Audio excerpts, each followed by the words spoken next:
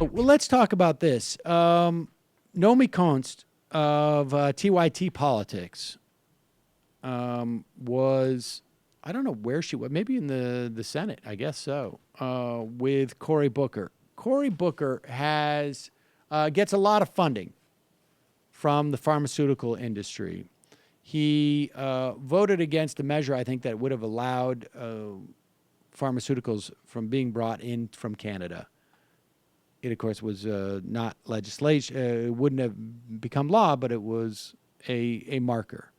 So Nomiki Konst wanted to know how he reconciles his desire for a single payer with his past support for the pharmaceutical industry. How are you going to balance the pharmaceutical industry in your state with the provisions for Medicare for all? Well, I mean, I think there's a lot of givens right now. And the biggest given is just any objective person could think to themselves, why is the exact same drug so much more expensive in this country than a few hundred miles north in Canada? And a lot of that has to do is that we don't have the power to negotiate down costs. It has to do with all the middle men and women that are profiteering off of this broken system we have. One of the biggest culprits was mentioned today, the PBMs.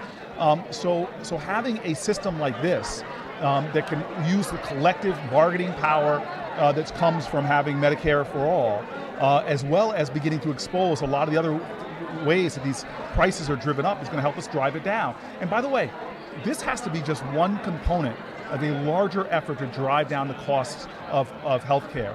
All the areas in which there's profiteering going on. Why, when you look at your healthcare bills, you see aspirin sometimes costing, $4 a pill or something outrageous like that. So we have a lot of work to do to drive down healthcare costs. This is a very important step in the right direction. Have they voiced opposition to the bill? Pause it. So there she says, have they voiced opposition to the bill, speaking of the pharmaceutical industry?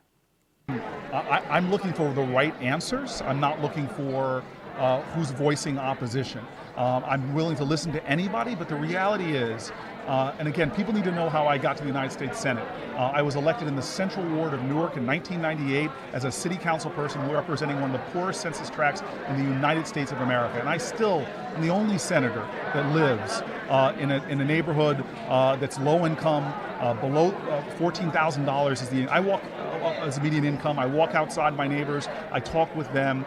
They are getting screwed by a system that is a poverty trap that is holding people back from succeeding in America.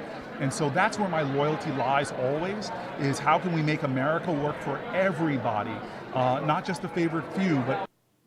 Well, there it is. I mean, he's not backing off that bill. And if you want more on the PBMs you referred to, that's the Pharmacy Benefit Management. I think David Dayan and I spoke about it some time back. You can just Google. But there's Cory Booker tweeting, critics question whether we can afford Medicare for all. The real question is, how much longer can Americans afford not to? I mean, look,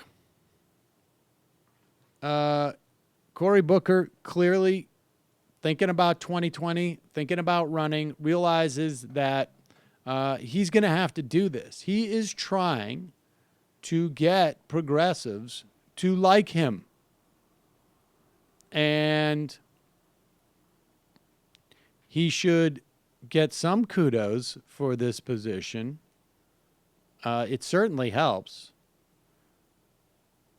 I have still some major issues with his relationship with hedge funders and his perspective on education.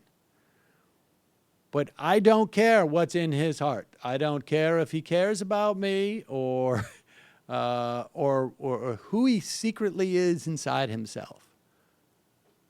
I just want him to implement and feel like it's in his best political interest to implement policies that I like. So good to see him able to answer that question, and good for Nomiki Konst asking him it. Hi, folks. Sam Seder here. We still need your help on our Patreon page. YouTube ads have come back, but not nearly as much as we had before. So if you can help us out, any little bit helps.